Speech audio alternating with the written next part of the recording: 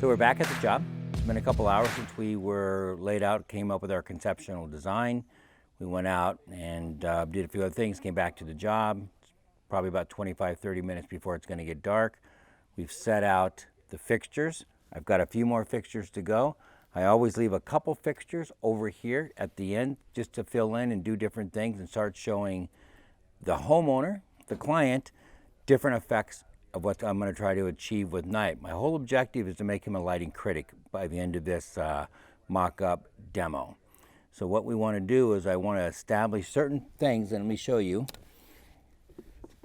because as I stated earlier, a homeowner has some preconceived idea, right? And I'm going to tell you, this homeowner had a preconceived idea of certainly around 30 or 40 lights. He had 2 other bids, and there's zero chance he's thinking that this is 150, 200 lights. So it's my job to convince him. So if I do a good enough job, I sell the job and it goes in. So for example, when we're sitting there and we're doing a pillar, most people are going to sit there and do a pillar, and they're going to put in 1 light. And certainly doesn't look bad. I can graze it, I can get pretty close. But what I like to do the corners. Okay? That really reveals the texture. Then I like to put another one on this corner, okay? So instead of having 1 or 2 lights, I might use 3 or 4. That's gonna sit there and start adding quantities. So when I sit there and I do lighting designs, what again I call lighting portraits, every fixture has a strategic place, sense and purpose, and it takes what it takes.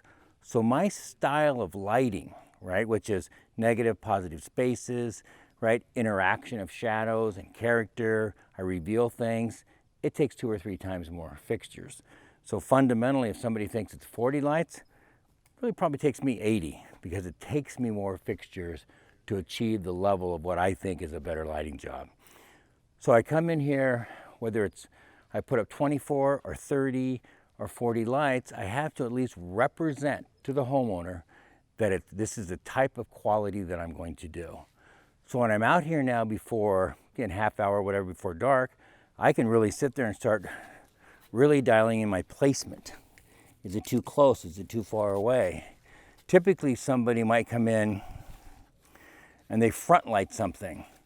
So if I sat there, and this is what I'll be going over the homeowner with, if I sit there and I front light this pillar, there are no shadows, no texture, it reveals nothing, it's flat. So a lot of guys come in here and they're going to put 1 fixture out here, but it doesn't reveal anything. So when I want to sit there and I want to uplight something and reveal the character out of it, it takes more than just 1 light. So strategically place my fixtures. We'll bring the homeowner out here pretty shortly, and then we are going to we're going to sell this job. Now in real installation, the light's I'm not going to core down into the sidewalk. I'm going to come up into the fascia. So the real placement's going to be more like this. Okay, so I do want to represent what's going to really happen in the real installation. So the fixture's going to be more out like this, and it's going to be down, but it's still going to represent what this wall is going to look like.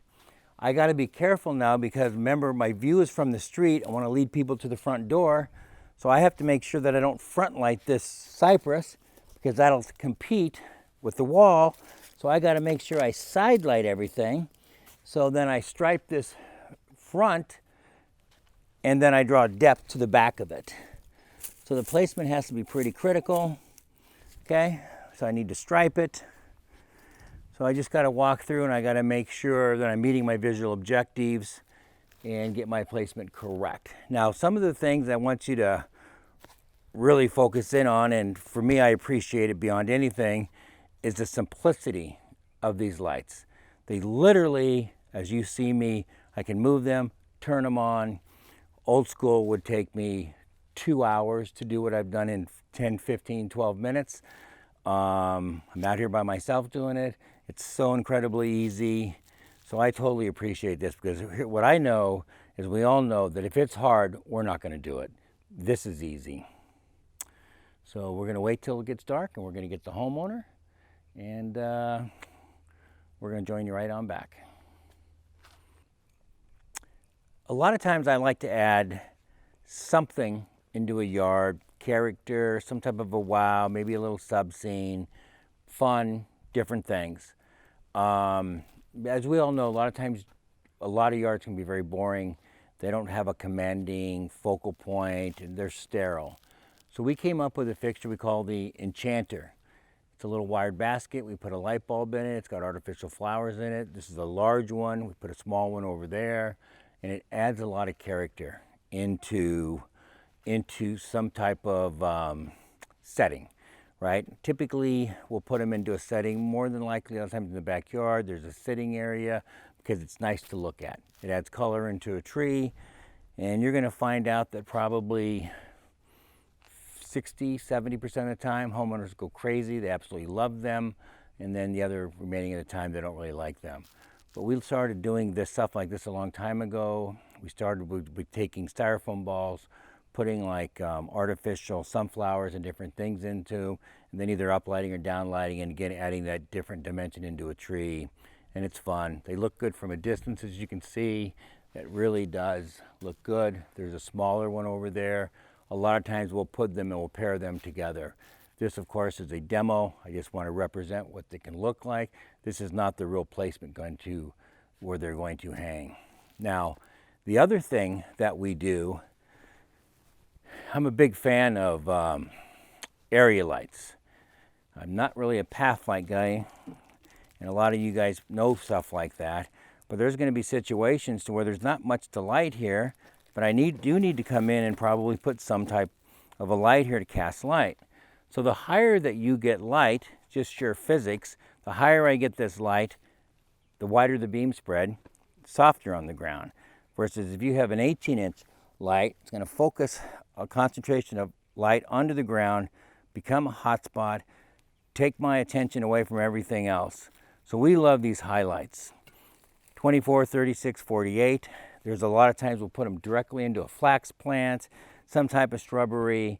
Sometimes we put them in these artificial rocks, but it allows us to sit there on these mock-ups and demos to get a strategic placement and start using them as fill lighting to be very cohesive.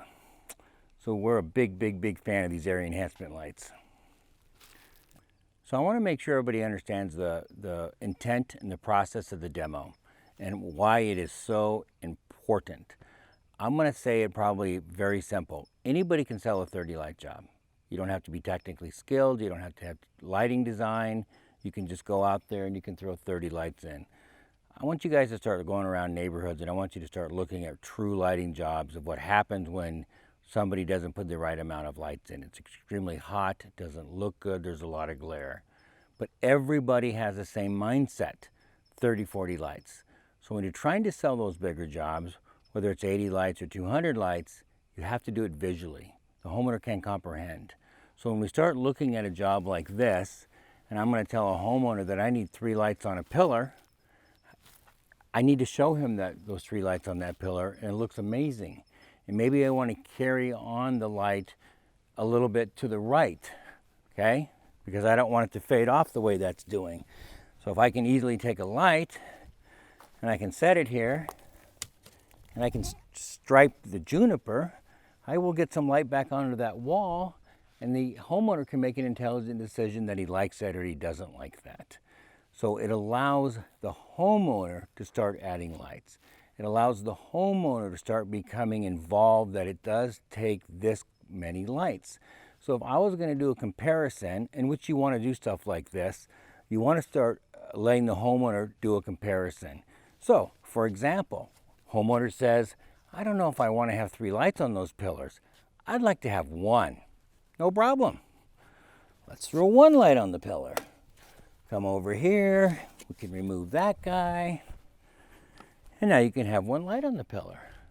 And then you can make a good decision. 1 light, 3 lights. Now, for me, the architectural, you always need to sit there and keep the lines of the architectural honest. So when you got to sit here and we've got these pillars, to me they command attention. This is my front entry. This has got to look good. We're not talking about putting 3 or 4 lights on 20 pillars. We're talking 3 or 4 lights on 2 pillars. So why wouldn't you want to have the light on the right versus the light on the left? Well, what if we move the light to the front? All right, let's move it to the front. Okay.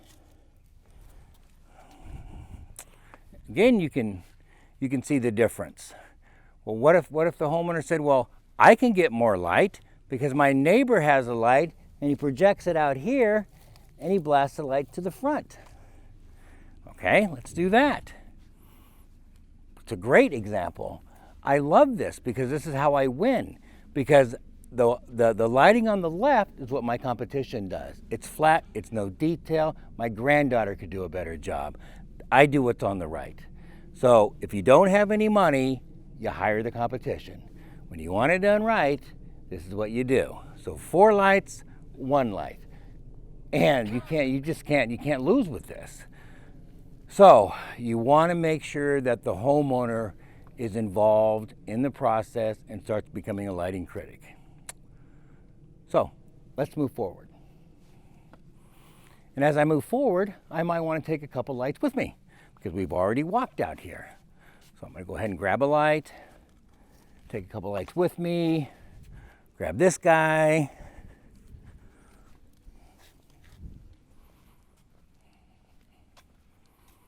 Okay. Now if I'm looking at the tree, I want to make sure this tree's 360 degrees. I want to make sure that there aren't really any hot spots. I can see a couple hot spots on the limbs right now, but I'm going to wait till it gets a little bit darker and then I'll fine tune that. You can see right now it's starting to get darker. You can see the cypress is not competing. It's side striped. It's not competing with the back wall. That's really awesome. Okay. So now what I'm going to do is I'm going to walk up to the front door, and you can see right now that the front door is dark. There's nothing up there. So I'm going to take these lights. I'm going to walk up to the front door. I'm going to add a couple lights to the front door.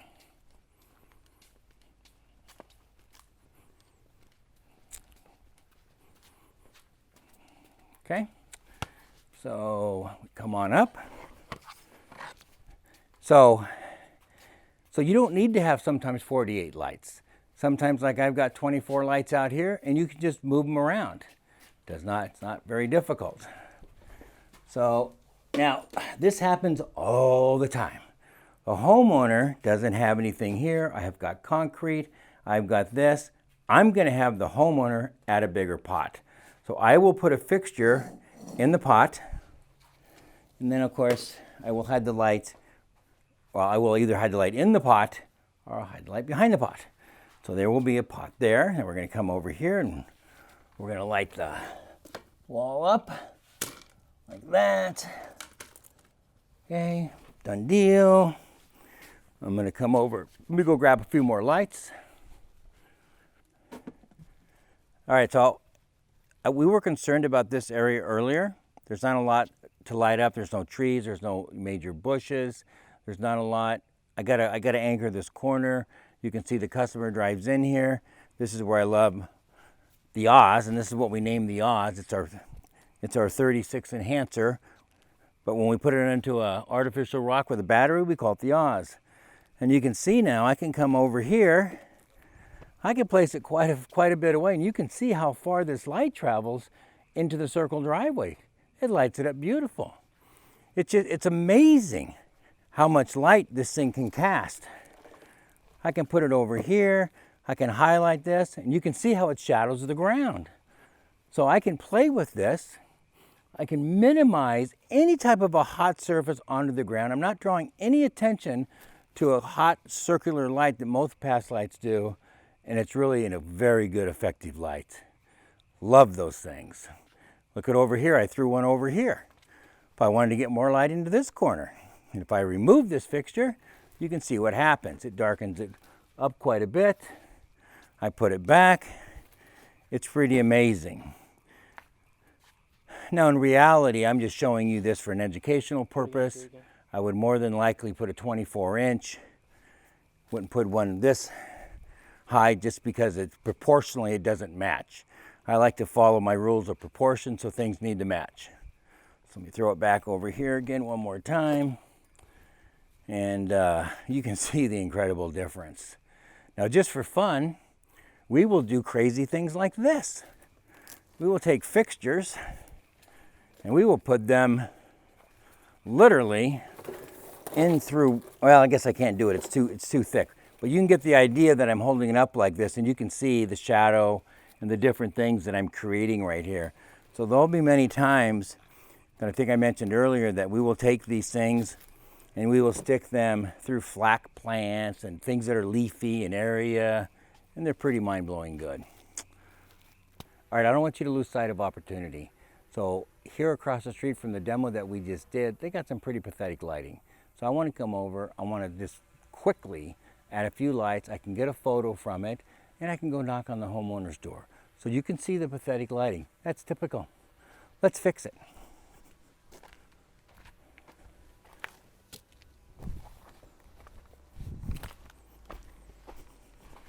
Without killing myself.